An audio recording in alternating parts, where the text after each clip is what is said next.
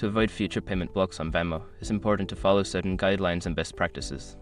This guide will help you understand the steps you can take to ensure smooth transactions. Step 1. Use your real name. Always use your legal name when creating your Venmo account.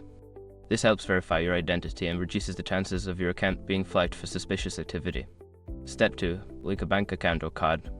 Connect a bank account or credit/debit card to your Venmo account.